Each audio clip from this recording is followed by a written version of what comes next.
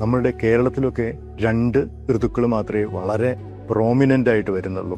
അതിൽ ഒന്ന് ഗ്രീഷ്മം എന്നുള്ള വേനൽക്കാലവും വർഷം എന്നുള്ള മഴക്കാലവും. ഇത് രണ്ടുമാണ് വളരെ പ്രധാനമായിട്ട് കാണുന്ന ഋതുക്കൾ.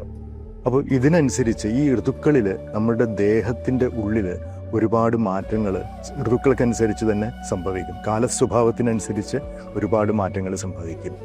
ഈ മാറ്റങ്ങളെല്ലാം നമ്മൾ നോക്കിക്കാണുന്നത് വാതം, പിത്തം, കഫം എന്നുള്ള ഈ 3 ദോഷങ്ങളെ ബേസ് ചെയ്തിട്ടാണ്. ദോഷങ്ങൾ എന്ന് വെച്ചാൽ എനർജി ഫീൽഡ്സ് എന്ന് നമുക്ക് പറയാം. ഈ 3 തരത്തിലുള്ള എനർജി ഫീൽഡിനെ ബേസ് ചെയ്തിട്ടാണ് നമ്മളെല്ലാം ആയുർവേദത്തിൽ കാണാൻ ശ്രമിക്കുന്നത്. അപ്പോൾ അതിനനുസരിച്ച് അതിൽ വരുന്ന മാറ്റങ്ങൾക്ക്, ഏറ്റക്കുറച്ചിലുകൾക്കനുസരിച്ചാണ് ഉള്ളിൽ നിന്നുള്ള രോഗങ്ങൾ ഡെവലപ്പ് ചെയ്ത് വരുന്നത്. അപ്പോൾ അത് ഓരോ ഋതുക്കളിലും ഓരോ തരത്തിലാണ് ഉണ്ടാവുന്നത്.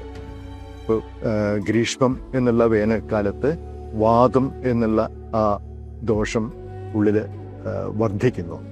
പക്ഷേ അത് വർദ്ധിക്കുന്നുവല്ലാതെ അത് രോഗമുണ്ടാക്കാൻ മാത്രം ശക്തി അതിനുണ്ടാവില്ല. കാരണം എന്താണെന്ന് വെച്ചാൽ അത് എക്സ്ട്രീം ചൂടായതുകൊണ്ട് ഈ ചൂടുള്ള സമയത്ത് വാദം അഗ്രവേറ്റ് ചെയ്യില്ല. ആ സമയത്ത് മഴ പെയ്യുമ്പോൾ ആ തണുപ്പ് കൂടി വരുന്ന സമയത്ത് അത് എക്സ്ട്രീമായിട്ടുള്ള വാദം അഗ്രവേറ്റ് ചെയ്യാനുള്ള ഒരു കാരണമായിട്ട് മാറും. അതുകൊണ്ട് വാദം ആയിട്ട് ബന്ധപ്പെട്ടിട്ടുള്ള അസുഖങ്ങൾ മഴക്കാലത്തിൻ്റെ ബിഗിനിങ്ങിൽ നല്ലപോലെ വർദ്ധിക്കും.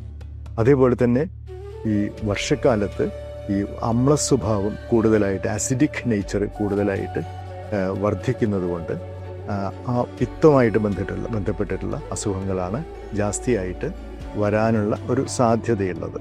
ഇത് രണ്ടുമാണ് നമ്മൾ കേരളത്തിൽ സാധാരണ നിലയ്ക്ക് കാലത്തിൻ്റെ സ്വഭാവമായിട്ട് ബന്ധപ്പെട്ടിട്ട് വരുന്ന അസുഖങ്ങൾ.